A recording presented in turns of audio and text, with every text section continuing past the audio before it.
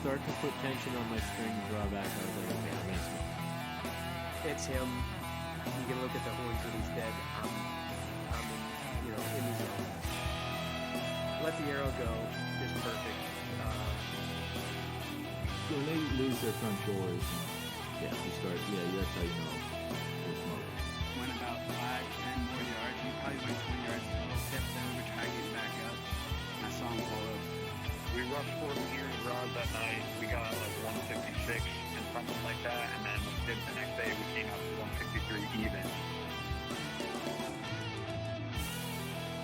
You're listening to the White Cat Outdoors podcast, bringing you to the table where we talk about the outdoors. Hey everybody, this is the last time you will hear me say that it is episode whatever number, and it is episode 150, and I'm sick of counting. Nick's going to keep track still, but I'm not going to say it. Yeah, it'll just be easier for people to find them when they look at the episode list, but we're tired of trying to remember as we record. Yeah. So I feel like it's been a great time trying to remember, and everyone's gotten a great kick out of me not remembering a lot, but because you never do. I remember sometimes. A good some of the time. It sounds like you do because I tell you right before we hit No. record. No.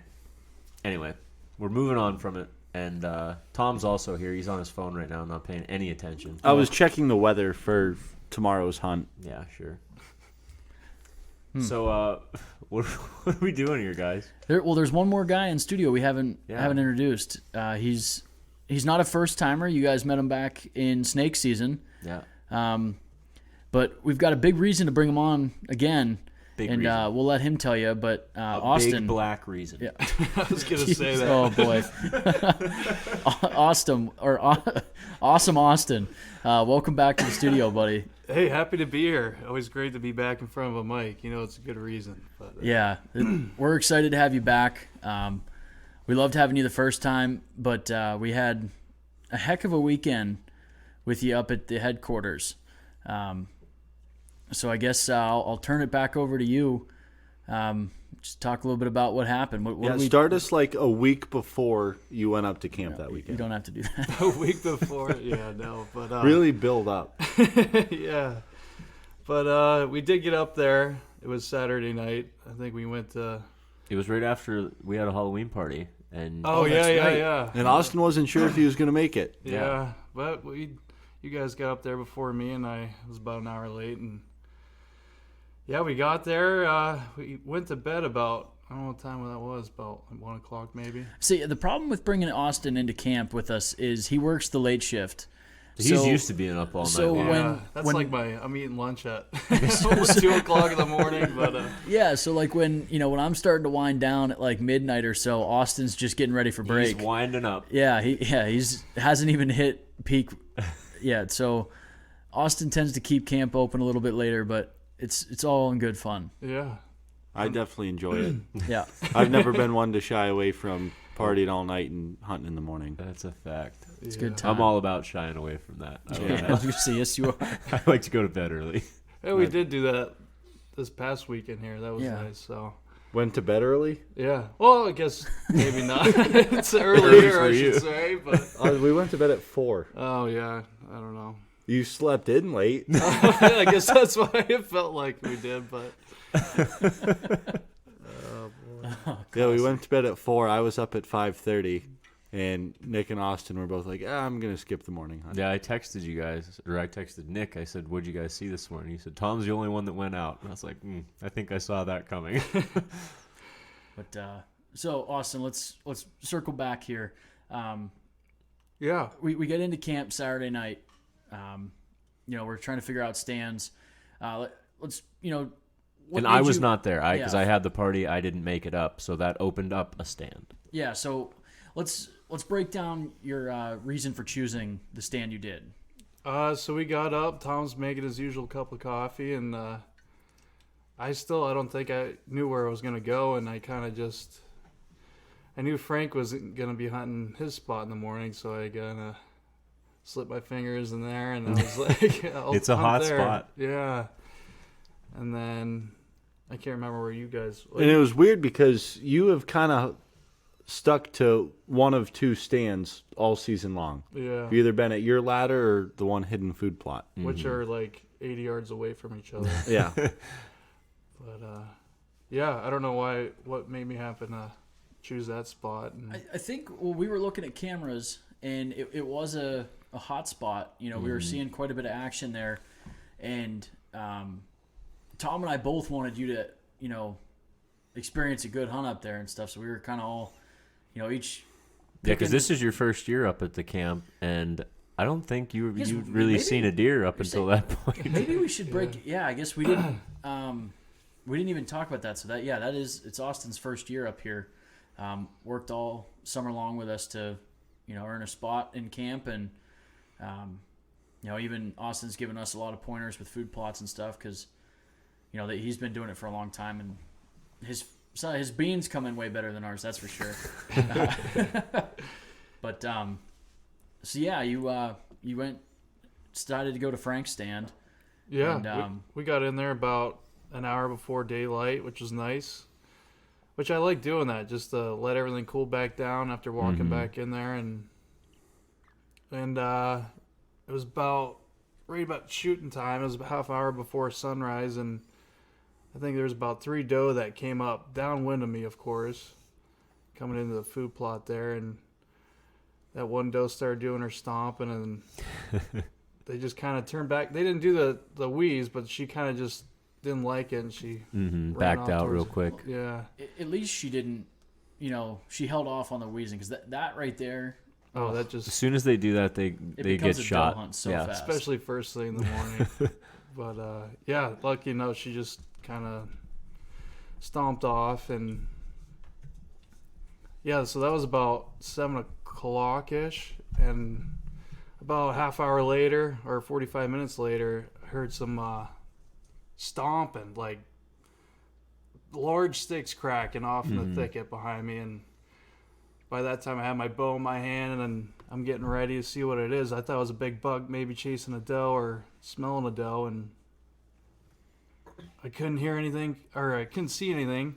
I just kept hearing these big sticks break, and all of a sudden I saw a black figure and a brown nose, and I just immediately turned my camera on, and I drew back, and this black bear starts trotting off. It really was like a prance, like kind of like stomping towards me, and So he came like out of like the swamp behind you, correct? Like down through that red brush, yeah, I mean, it was so thick in there, I couldn't see it until literally its face was sticking out of it. Yeah. That is wicked thick behind Yeah, it is. that stand there. I mean, we do deer drives through there, and a lot of times you don't even see the deer that you're busting out unless you're.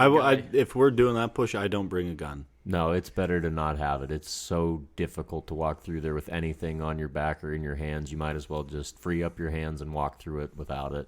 Yeah, it's pretty thick. So anyway, you didn't even get to see him until he was literally out. Yeah, right there. I think it came out about 65 yards or something like that, and yeah, I immediately got ready. And So you sat. immediately were like, all right, Oh yeah, this I is mean, it was done. angled out towards me. I mean, I was expecting like a 30-yard shot, which I mean that's pretty much what it was. And then she came prancing right out in front of me, and then she stopped behind a tree, which I was already drew back at, and that was at 40 yards. She kept angling towards me, and then she kind of did a 2-step right where I had a shot, and I just let the arrow fly right through. And I thought I shot a little far back because I watched the arrow go right through That's it. your first archery bear, correct? Yeah, Okay, yeah, and just to clarify. she ran about another 30 yards out in front of me, and she angled back towards the road, and I kind of couldn't see her for like 30 seconds or so, and she was doing this growl, like a low profile growl, as she would start running the second time, and it sounded like I hit a lung. She was kind of doing a little bit of a gargle, but yeah, I couldn't see her for about 40 seconds or so. It felt like 10 minutes. Yeah, but, all day. And then I saw her kind of walking off again after about a minute after I shot, and I'm like, oh boy, I don't know. And I was That's just- an uneasy feeling when you see him Yeah. walk and you're like, there's no way that's good. yeah, that didn't make me feel any better, but I just kept watching the video on my Tacticam, and I mean, it looked like a pretty decent shot. Nick said, I mean, that's kind of where you want to hit Mm-hmm. Yep. in the middle of the bear there, and that's where I had it. But so you shot at what, about 7:30? You said 7:45. 7:45. So how long do you stay in the stand after that? I stayed there about a half hour, just let everything kind of quiet back down, and I got down and looked at my arrow, and I mean, there was a You passed all the way through. It was right there where you shot. right in the ground there, and I tried smelling for guts. Normally, you could smell the arrow and see if it smells like guts or not, but I mean, the arrow looked. I mean, it was like clean looking blood, like it wasn't all gutty, and so I figured I made a pretty good shot on it, and I just climbed back into the stand and watched my camera a couple more times. Over and over and over Yeah, again. I did watch it quite a bit, but yeah, and I thought I made a lethal shot, so I didn't hurt to sit there another couple hours, and then Mm-hmm. I started walking back, and I didn't have any service where I was sitting there, and That's the one thing with that piece is like most of the farm has 0 service. Yeah.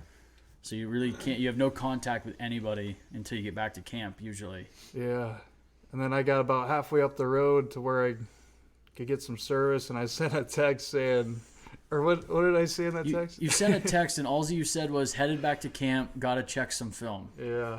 And immediately I'm like, okay. Like my first thought wasn't even shot at Well, first. I'm like, I figured it was, and I texted back and I said, "Did you shoot something?" And he said, "Well, I have blood on my arrow."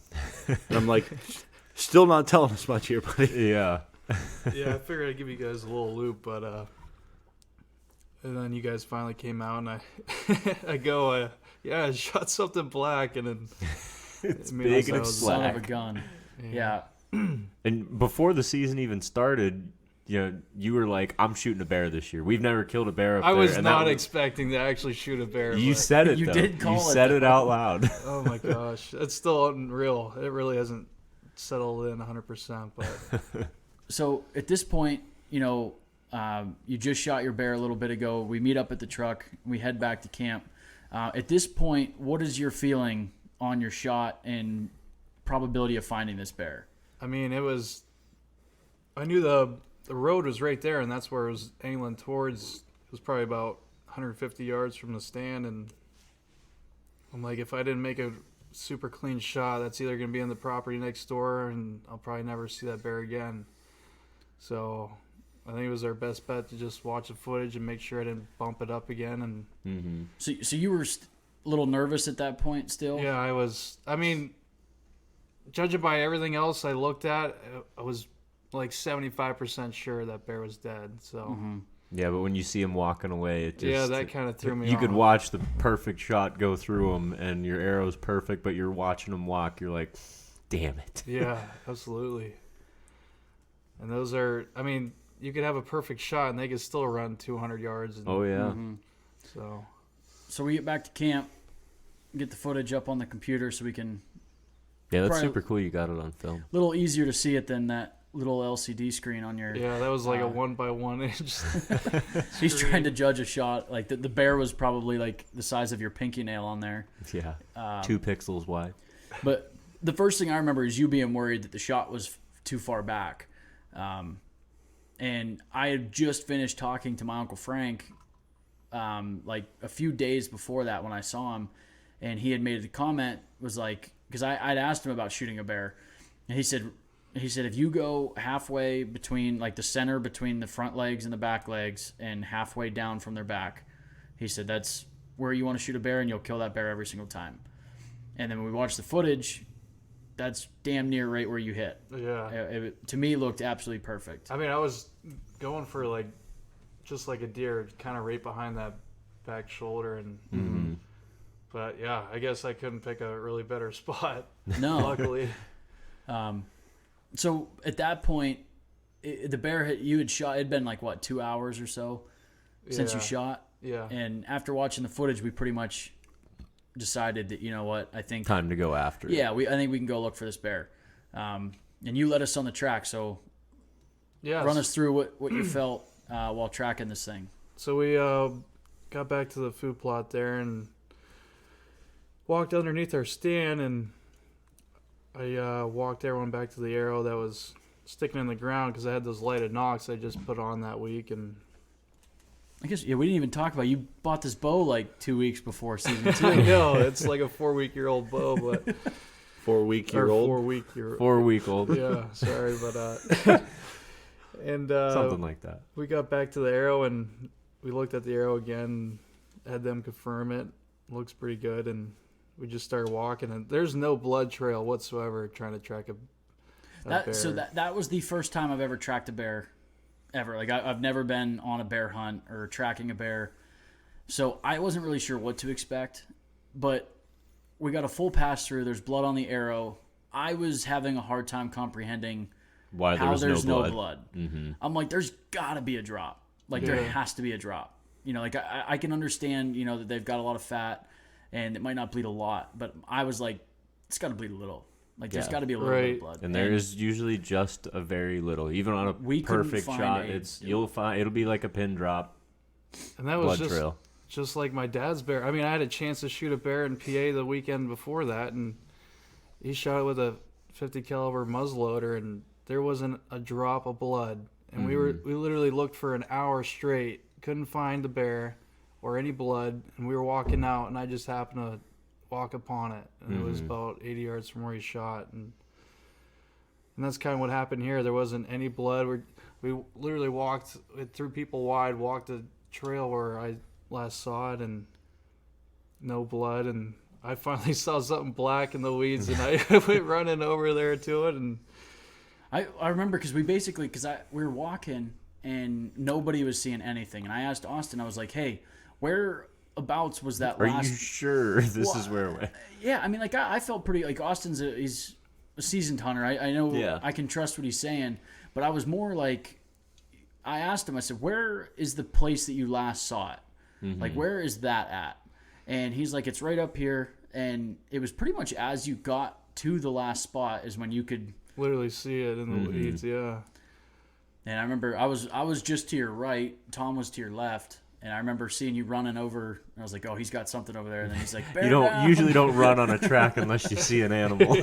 That's kind of an uneasy feeling walking on a Wounded bear tra- track. Yeah. Well, I guess an unknown condition of a bear. Yeah. Looking at the video, I was 100% certain that the bear was going to die. Mm-hmm. But Yeah. because I don't have a ton of experience with them, I didn't know how similar like their expiration period is with like compared to a whitetail, or like you said, it even with a perfect shot, we could were have very worried well they crossed that could have road crossed the and- road or something, yeah. and which we did check for bear tracks across the road when we were coming through. And we didn't find any tracks that indicated that it may have crossed. Yeah. So give us what's going through your head when you walked up on this bear? It just all my emotions kind of sunk in a little more, and oh my gosh, I couldn't believe I was able to shoot one with a bow. That was just definitely on my bucket list, and I'm happy I completed that. I couldn't believe it. I mean, I was going up there for deer and came out with a bear, so That's That what was I like awesome. about New York is their bear season and deer season are parallel.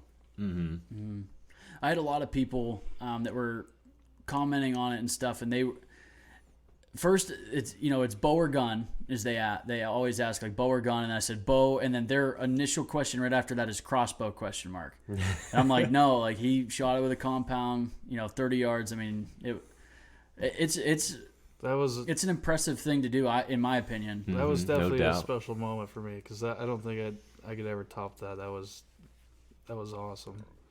Well, wait till you get one next year, then you'll top it. Yeah, or someone I could definitely see it. Maybe someone getting on I- this rifle season, or Is That'd be bear sweet. one per year in New York? Do you know? I tried Yeah. looking that up. Yeah, Okay. that's- I was just curious if you could Go out partake and in pop it. one with a gun. Yeah. that'd be pretty mean, but Austin's first year in camp shoots 2 bears. yeah. I'd be happy for you though. Heck yeah. But not if it's illegal. Yeah, then Right. don't do it. But now that Tom's confirmed that, how was the drag back out? Was it? I'll tell you, it sucked. Yeah, what did you guys do? Because I wasn't there to Grab the foot. Okay. It's really nothing else see- you can grab onto. See, I filmed because he got the shot on camera. Yeah. I decided to film the track and everything. So I got Austin's first reaction and everything on camera, which was really cool. Like That's cool. as we came up to the bear. But you never sent. I'm going to say it now while it's fresh in my mind. You never sent me those pictures you took from behind of me and Austin dragging it down the trail. It's on Facebook or Instagram or something, I think. Yeah, I'll send them to you. I got them. Yeah, that was. You guys looked like you were having a good time Yeah. dragging that bear out. It's just like when you're dragging a buck out, you got something to like Grab a handle onto. to grab. I think onto. my side was like wet or something because I could not grip that paw whatsoever. Well, they're so greasy. yeah. Yeah. I they feel like are. that has a lot to do with They're it. nasty. And it's not like they have like their paw pretty much just like, it's not any bigger than the forearm, Yeah. essentially. Like it's just a straight, well, it's like holding on to like a greased pole. A baseball bat. Yeah. It's like holding on to a greased baseball bat. But that drag was not far at all. I would compared say to- it couldn't have No. been that far because Yeah. it ran towards the road, and I know where the spot's at, so it The couldn't have been hardest far. part was, it looked like to me that you guys just getting it back to Yeah, the he's trail. like the hardest part. He didn't do shit. I said He's taking pictures. I said I that kept it looked dropping like. the bear down on the road. I thought you were going to drive your truck back, but then you said it wouldn't fit back there. But, I mean, it was still such an easy... It was way too easy to kill a bear, I really want to say. But, yeah, that was... It was all textbook. Went too Yeah. perfect. It really did. Like I mean, like I said, I don't have any experience like bear hunting or anything, but if That's you think, how you want 'em to if go you every think- time. If you Yeah. think about archery hunting and shooting a bear, in best case scenario, it would be Austin's bear. Like that. Yeah. Absolutely. Like from the shot to the way it ran to the track to the drag out. I mean, everything was just perfect. Yeah, I can think of quite a few spots on that property you would not want to drag a bear out from. Yeah, definitely not. Most if of it them would have were turned fine. around and ran the other way back into that red brush, that would Oh, have been yeah. a nightmare. I Even mean, that's- finding it would have been a nightmare. Yeah. It died underneath one of those apple trees towards the road. There's like it was relatively open. Yeah. If it would have decided to run the other way, like you said, we'd have had to kick it to find it. Yeah. I mean, 90% of the time I'm bear hunting, you're pushing out the thickest stuff you could find. And, I mean, that literally could not get any better than what happened that day. So, could not complain. No, I was super happy for you, and I was just ecstatic to be a part of it. Like I said, I've never been on a bear hunt before. And Yeah, thank you guys more than ever. That it was was a good time. that was awesome. And I talked to Tom after our first weekend up at camp, and I think you were the only guy that didn't see shit. And I was like telling Tom, I'm like, I know Austin's been hunting a long time, and he understands it's hunting, but man, do I want him to like see some stuff and really feel like his Hard work's paying off. Yeah, all the work he did all summer long was going to pay off, and like I felt horrible that you didn't see anything. Like the first day, I was like, man, that really sucks. But to see you get the bear, I was like, okay, I That feel like made up for it. redemption. We're back on board. You got him the second week of the season, right? Or the what's third? that? What week of the Third season week. did you get him? I think, it was third week. Yeah, you didn't go up the second week. Well, nobody did. Me and Nick went up for Yeah. a quick Sunday evening hunt. Yeah. And then the third week. Yeah, it was the third week when we went up. It was after Benazet, so yeah, third week. Yeah. Yeah, it was a great time. I'm really happy for you. You've been seeing some deer now, though, haven't you, Ben? Oh, yeah. Yeah, they're definitely moving a lot now. Austin so, and I had a hell of a hunt the other night up there. Yeah. We had a buck that sounded like he was running around with a megaphone. I literally thought it was you that moved from like another tree 100 yards in the swamp. I'm like, that has to be Nick grunting right now because I've never heard a buck grunt that loud. It sounded fake. Did you snort wheeze at him? No, I was Too startled. busy laughing. I was startled. Like the first time I heard it, I was like, "What the hell was that?" Like it literally, without exaggeration, it sounded like a buck had a megaphone in front of his mouth when he was grunting. That tells me we're not hitting the grunt tubes hard enough. You I mean, need to like pop a blood vessel in your eye, blowing. Like when you on it. hand a little kid a grunt It tube and sounded they just, like like a scream first into it. timer, like grunting, like just like blowing it super hard or something. But Yeah, also, you had to have been 200 yards away from where that deer was, and you were hearing it plain as day. yeah. I mean, you were. I thought you were a little closer towards it than I was. But That's what I'm saying. Like you were, it was a decent distance away from me, and Oh, you're yeah. even farther away. yeah.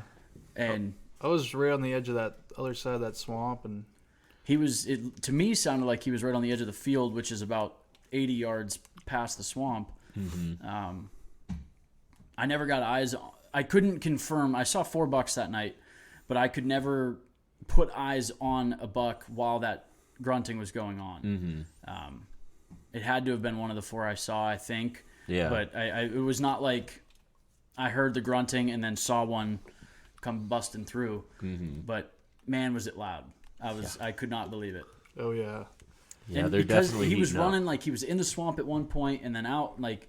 So my at one point was like, oh, I wonder if that's Austin, and then but it was like, wait a running minute. around like an idiot. Well, no, the first time I hear it, and then it's Yeah. like 5 minutes later, he's 200 yards away. I'm like, oh my god, I'm like, that's Well, a freaking deer.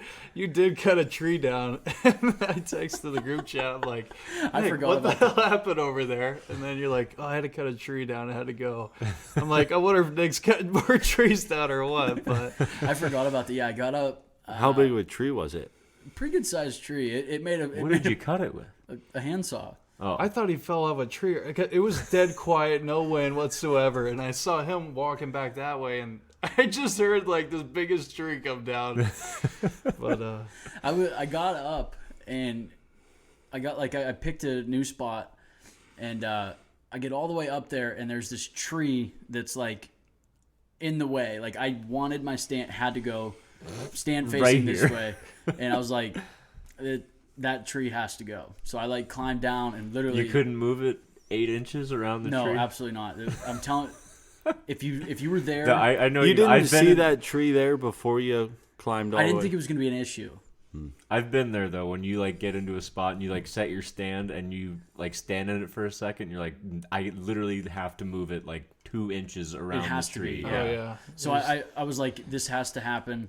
So this Might if as well you- do it early. It's cut about 15 foot up, which got really sketchy because I'm like hanging from my lineman belt, sawing with one hand like on this tree like 15 foot up, and then all of a sudden it starts like.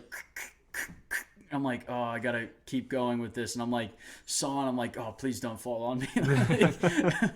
But apparently it was pretty loud because I mean, it wasn't too. It was dead quiet in that woods that Yeah. day. Mm-hmm. But it didn't affect my hunt. I mean, I saw a ton of deer that night. Probably Yeah. called him in. But I mean, I don't know. Some people I know. If it needs done, it needs done, and I'm just gonna do it now. absolutely, yeah. Get it out of the way. Yeah. You know, I'm not gonna prance around it. I'm like, we're just gonna cut this thing down. Yeah, because if you would have left that tree there, a buck would have came in Right within behind bow it. range, and you wouldn't have been able to get a shot because of that tree. The reason I had to get rid of it was it was basically up against the center of my platform, and based on like the geometry of like the other trees around me, I had to be facing this way to maximize my opportunity. And with that tree there, I was going to have to do too much moving to get my arrow on either side of that tree, depending on what was going to happen. And I was like, I can't have this. I need that tree gone. It has to happen. So Hacked I it just off. reached back, grabbed. I had just it was a Huey Man or Wicked, whatever, one of them, just hand saws, and I just started going to town, hanging off the side of this tree. That's nice. Yeah, but I'm glad I did it because I'll probably be in that tree again. So now I don't have to worry about it. Well, now we'll all be able to find that tree and where to put it. It's going to be out of your line of sight because it's like the cut's like 15 foot up. so you don't set the deer off. They think that the tree's still there. Exactly. Yeah, all makes sense. Yeah, and it didn't fall on me. I was very happy that because it was definite concern when it started creaking. I was like, That could Like- land on me. yeah, and it's like it's not like when you're cutting on the ground and you can get out of the way. I'm like, I'm tied to this tree. There's not much I can do. I'm like, all right, and then I was like worried because my bow's on the ground. I'm like, Yeah. I've cut a few trees in my day, but I'm not a forester by any means, or a lumberjack or whatever you want to call me. But I don't think we'll call you any. Yeah, of we those. won't call you that. you should. Well, I guess on that note, maybe next week you can call me something, but we'll wait till next week for that. We're not going to call you that either. Uh, I'll call you an idiot. That's what I'll call you. maybe. But I guess on that note, Austin, thank you again for joining us on the podcast. Super No, thank happy for you. guys. Yeah. And rutcation has begun as of this episode. Yeah, So Tour de Rut is. It's been 4 days in for me. yeah. Me too. Mine just started today. And I tell you what, it's been a great rut vacation. Yeah. Nick, shut up. Must be nice. Yeah, maybe they'll catch the drift on this one. Yeah, I'm sure they will. All right, I guess we'll close it out there. The rut is dangerously close to being in full swing, so just make sure you guys are all getting outside.